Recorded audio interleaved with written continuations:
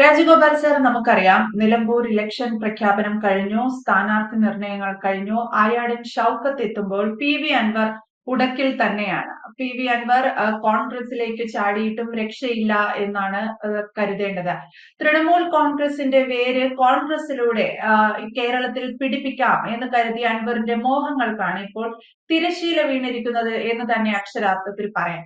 നിലമ്പൂരിൽ P V അൻവറിന് മത്സരിക്കാൻ സാധിക്കാതിരിക്കുന്ന ഒരു സാഹചര്യം എങ്ങനെ കാണാം നമുക്ക് ഈ വിഷയത്തെ? ഒപ്പം എന്താണ് പി വി അൻവറിന്റെ രാഷ്ട്രീയ ഭാവി?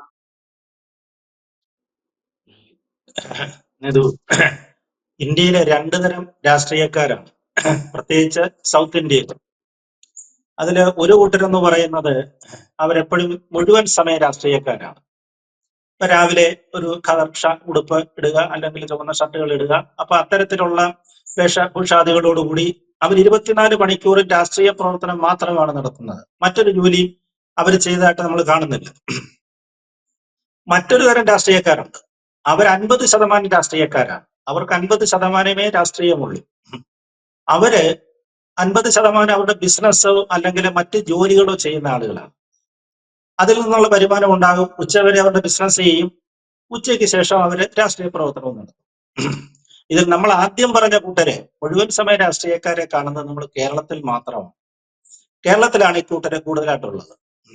അതേസമയം നിങ്ങൾ കർണാടക, തമിഴ്നാട് ഒക്കെ നോക്കുക. അവിടെ നല്ല ബിസിനസ്സുകാരാണ്. DMKയുടെയൊക്കെ മന്ത്രിമാര് കണ്ടില്ലേ? കഴിഞ്ഞ ദിവസം 2-3 പേരൊക്കെ ജയിലിലും അറസ്റ്റിലും ഒക്കെ പോയ ആളുകളെ കണ്ടില്ലേ? അവരൊക്കെ വലിയ കോടീശ്വരന്മാരാണ്. അവരൊരു വലിയ പ്രദേശത്തെ വലിയ രാജാക്കന്മാരായിരിക്കും. എഞ്ചിനീയറിംഗ് കോളേജ്, മെഡിക്കൽ കോളേജ്, അങ്ങനെയൊക്കെയുള്ള വലിയ സംവിധാനത്തോടുകൂടി കഴിയുന്ന ആളുകളാണ്. ഇവരെന്നൊരു പാർട്ടി ലേബൽ, ഉച്ചയ്ക്ക് ശേഷം പാർട്ടി ലേബൽ പിടിക്കും. ഭരണമുന്നണി ഏതാണോ, DMK ആർക്കാണോ കൂടുതൽ അടിത്തറയുള്ളത് അവിടെ പോയി നിൽക്കും. അങ്ങനെ അവര് നേതാക്കന്മാരാകും. അപ്പൊ DMKയ്ക്കും വലിയ പണിയൊന്നുമില്ല, ഇവർക്കൊരു സീറ്റ് മാത്രം കൊടുത്താൽ മതി. അങ്ങനെയാണ് സൗത്ത് ഇന്ത്യൻ രാഷ്ട്രീയം, പ്രത്യേകിച്ച് തമിഴ്നാട്, കർണാടക രാഷ്ട്രീയം നിൽക്കുന്നത്. ഏതാണ്ട് അതിന്റെ ഒരു ആവർത്തനമാണ് നമ്മൾ ഈ നിലമ്പൂരിൽ കണ്ടുകൊണ്ടിരിക്കുന്നത്. നിലമ്പൂരിലും ഈ പറഞ്ഞതുപോലെയാണ്. ഒരു പകുതി സമയ രാഷ്ട്രീയക്കാരനാണ്, പകുതി സമയം അൻവർ ബിസിനസ്സുകാരനുമാണ്. വലിയ സാമ്പത്തിക ശേഷിയുള്ള ഒരു ബിസിനസ്സുകാരനാണ്. അപ്പൊ അദ്ദേഹത്തെ ആദ്യം കോൺഗ്രസിലായിരുന്നു. കോൺഗ്രസിൽ നിന്ന് പിന്നെ അദ്ദേഹത്തിന്റെ സീറ്റുകളൊന്നും കാര്യമായി നിന്ന് പിന്തുണ ഇല്ലാതെ വന്നു കഴിഞ്ഞപ്പോഴാണ് CPM അതിലേക്ക് വന്നത്. CPMന്റെ സ്വതന്ത്ര സ്ഥാനാർത്ഥിയായിട്ട് മത്സരിച്ചു. അപ്പൊ CPMന് പ്രത്യേകിച്ച് അവിടെ വേറെ ജോലിയൊന്നും ചെയ്യേണ്ടി വന്നില്ല. അദ്ദേഹത്തിന് സീറ്റ് മാത്രം കൊടുത്താൽ മതിയായിരുന്നു. ബാക്കി കാര്യങ്ങളെല്ലാം അൻവർ തന്നെ ചെയ്തോളുമായിരുന്നു. അത്ര കാര്യത്തിൽ മിടുക്കനുമാണ്.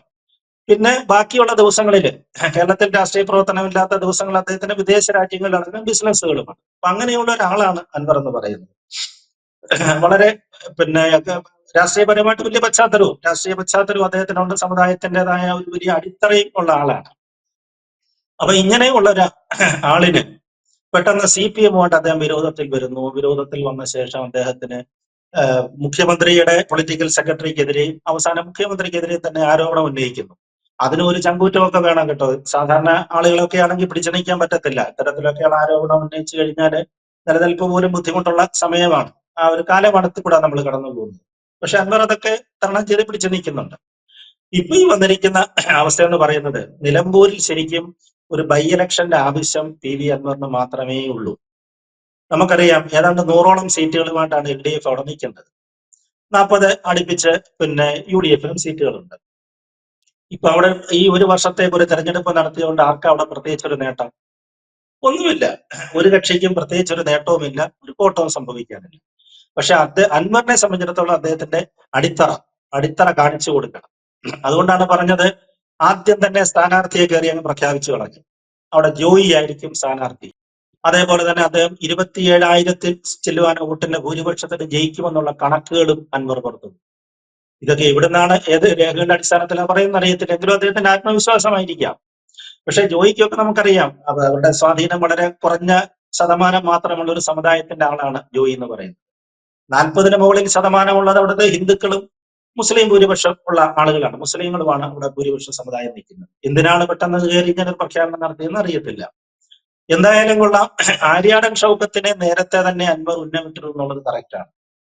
ആര്യാടൻ മുഹമ്മദിന്റെ ഒരു വലിയ പാരമ്പര്യം നിലനിൽക്കുന്ന ഒരു ആളാണ് അദ്ദേഹം. പക്ഷെ എങ്കിൽ പോലും അത് വേണ്ട, ഒരു തുടർച്ചയൊന്നും അവിടെ വേണ്ട എന്നുള്ളതായിരിക്കാം അൻവറിന്റെ ഉന്നം. അപ്പൊ ഷൗക്കത്തിനെ നേരത്തെ തന്നെ അൻവർ നോട്ടമിട്ട് ഈ പറഞ്ഞ പോലെ മാർക്ക് ചെയ്ത് വെച്ചിരിക്കുകയായിരുന്നു. അതുകൊണ്ടാണ് ജോയിയുടെ പേരൊക്കെ പറഞ്ഞതെന്നാണ് എനിക്ക് തോന്നുന്നത്.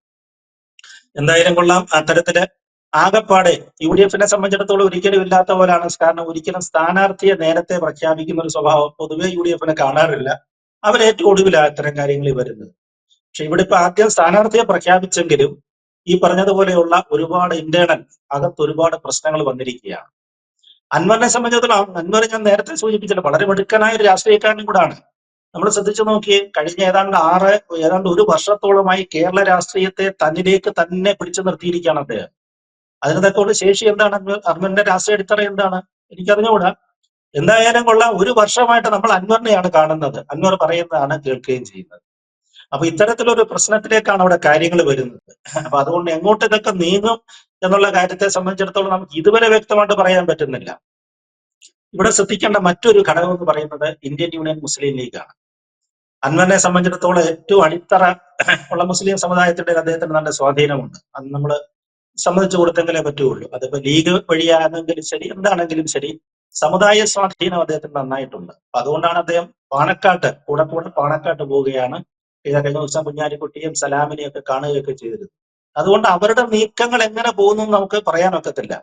അതുകൊണ്ട് എനിക്ക് അക്കാര്യത്തിൽ ഒരു കോൺഗ്രസ്സുകാരോട് ഒരു ഉപദേശം ഉള്ളതെന്ന് പറഞ്ഞു കഴിഞ്ഞാല്, നിങ്ങൾ കരുണാകരന്റെ ബുദ്ധി കാണിക്കണം. കരുണാകരൻ അറിയാമായിരുന്നു ഇത്തരം സന്ദർഭങ്ങളിൽ ഒരാളെയും പണക്കരുത്. ശത്രു ബലവാനാണെങ്കിൽ, അത് എപ്പോഴും പറയുന്ന ഒരു വാചകമാണ്, ശത്രു ബലവാനാണെങ്കിൽ നമ്മൾ ഒരു ചുവട് പിന്നോട്ട് മാറുക, പിന്നെ നമുക്ക് അവസരം വരുമ്പോൾ ആഞ്ഞടിച്ചാൽ മതി എന്ന് അദ്ദേഹം എപ്പോഴും പറയുമായിരുന്നു. എന്ന് പറഞ്ഞതുപോലെ ഒരു ഉപതെരഞ്ഞെടുപ്പിന്റെ നടുക്ക് നിൽക്കുകയാണ്. അപ്പൊ ആവശ്യമില്ലാതെ ഒരു പിരിമുറുക്കം അവിടെ ഉണ്ടാക്കി കഴിഞ്ഞിട്ട് ഒരു ബലം പിടുത്തം നടത്തിയാൽ അത് കോൺഗ്രസിന് ക്ഷീണമാവുകയുള്ളൂ. അത്തരം കാര്യത്തിൽ സംശയമൊന്നുമില്ല. അത് തന്നെയല്ല, പാണക്കാട് വഴി അൻവർ എങ്ങോട്ട് പോകുന്നു നമുക്ക് പറയാനൊക്കത്തില്ല. അൻവർ ഇപ്പൊ തൽക്കാലം പറയുന്നത് എന്നെ ബസിന്റെ ലാഡറയിലോ സീറ്റയിലോ ഒക്കെ സൈഡിലെങ്ങാനും കയറ്റി നിർത്തിയാൽ മതി എന്നൊക്കെയാണ് പറയുന്നത്. പക്ഷേ അൻവർ ഉന്നന്നത് എന്താണെന്നുള്ളത് കൃത്യമായിട്ട് നമ്മുടെ രാഷ്ട്രീയത്തിൽ മനസ്സിലാക്കണം. എനിക്ക് തോന്നുന്നത്, അഥവാ കോൺഗ്രസ് സീറ്റ് കൊടുക്കുന്നില്ല, അവിടെ MLA സ്ഥാനത്ത് അവിടെ ഈ പറയുന്നത് പോലെ അദ്ദേഹത്തിന്റെ സ്ഥാനാർത്ഥിയെ ഒന്നും കൊടുക്കുന്നില്ല എന്ന് വരികയാണെന്നുണ്ടെങ്കിൽ, അല്ലെങ്കിൽ അദ്ദേഹത്തെ UDF-ന്റെ സംവിധാനത്തിനകത്തേക്ക് കയറ്റുന്നില്ല എന്നുണ്ടെങ്കിൽ, ഒരു പക്ഷേ അൻവർ രാജ്യസഭാ സ്ഥാനാർത്ഥിയാകാം. അത് കോൺഗ്രസിന്റെ അല്ല, ഒരു പക്ഷേ ഇന്ത്യൻ യൂണിയൻ മുസ്ലിം ലീഗിന്റെ രാജ്യസഭാ സ്ഥാനാർത്ഥിയായിട്ട് അൻവർ വന്നാലും നമ്മൾ അതിശയപ്പെടേണ്ടതില്ല. കാരണം കഴിഞ്ഞ ദിവസം ചർച്ച നടത്തിയ കണ്ടില്ല, അബ്ദുൽ വഹാബിനെ പോലെയുള്ള രാഷ്ട്രീയ അദ്ദേഹത്തിന്റെ ആളുകളുമായിട്ടാണ് അദ്ദേഹം ചർച്ച നടത്തിക്കൊണ്ടിരിക്കുന്നത്. അപ്പൊ അവരുടെ ഒരു കൾച്ചർ അതാണ്. അപ്പൊ അതുകൊണ്ട് കോൺഗ്രസ്സുകാർ മണ്ടത്തരം കാണിക്കരുത് എന്നാണ് എനിക്ക് പറയാനുള്ളത്. തൽക്കാലം അൻവറിനെ എന്തെങ്കിലും തരത്തിലെ ലാഡറയിലോ ഫുട്ബോളിലോ അല്ലെങ്കിൽ അതിന്റെ പുറത്തോ എവിടെയെങ്കിലും എടുത്തിരുത്തുക. ഇല്ലെന്നുണ്ടെങ്കിൽ രാജ്യസഭാ തെരഞ്ഞെടുപ്പ് വരുമ്പോഴേ അൻവറിന് ഒരു പക്ഷെങ്കില് വോട്ട് ചെയ്യേണ്ടി ഇന്ത്യൻ യൂണിയൻ മുസ്ലിം ലീഗിന്റെ സ്ഥാനാർത്ഥിയായിട്ട് പോലും അദ്ദേഹം വന്നാല് MLA-മാർ വോട്ട് ചെയ്യേണ്ട ഗതികേടിലേക്ക് കോൺഗ്രസ് പ്രസ്ഥാനത്തെ കൊണ്ട് എത്തിക്കരുത് എന്നാണ് എനിക്ക് ഇക്കാര്യത്തിൽ ഇപ്പൊ പറയുന്നത്. യെസ്, എന്തായാലും PV അൻവറിനെ പിണക്കിയാൽ കോൺഗ്രസിനൊരു നഷ്ടമുണ്ടാകും. പക്ഷെ PV അൻവറിനെ കൂടെ കൂട്ടിയാൽ എന്താകും സ്ഥിതി എന്നതും കോൺഗ്രസിനെ സമ്മർദ്ദത്തിലാക്കുന്നുണ്ട്. പക്ഷെ നിലമ്പൂരിൽ സ്ഥാനാർത്ഥിയായി ആര്യാടൻ ഷൗക്കത്ത് എത്തുമ്പോൾ PV അൻവർ അതീവ ദുഃഖിതനാണ്. അല്ലെങ്കിൽ PV അൻവർ കളം നിറഞ്ഞ നിലമ്പൂരിൽ വീണ്ടും ഇലക്ഷൻ പ്രചാരണം നടത്താം എന്നുള്ള PV അൻവറിന്റെ തന്നെ ചിന്തകൾക്കും വ്യാമോഹങ്ങൾക്കുമാണ് ഒരു തടയിട്ടിരിക്കുന്നത്. അനാവശ്യമായ തിരഞ്ഞെടുപ്പെന്ന് മറ്റ് രാഷ്ട്രീയ കക്ഷികളൊക്കെ നിലമ്പൂർ തിരഞ്ഞെടുപ്പിനെ വിശേഷിപ്പിക്കുന്നുണ്ട്. വ്യക്തമാണ്. Thank you sir. കൂടുതൽ വാർത്തകളും വിശേഷങ്ങളും നിങ്ങളിലേക്ക് എത്താൻ ABC മലയാളം സബ്സ്ക്രൈബ് ചെയ്യുക, ബെൽ ബട്ടണും അമർത്തുക.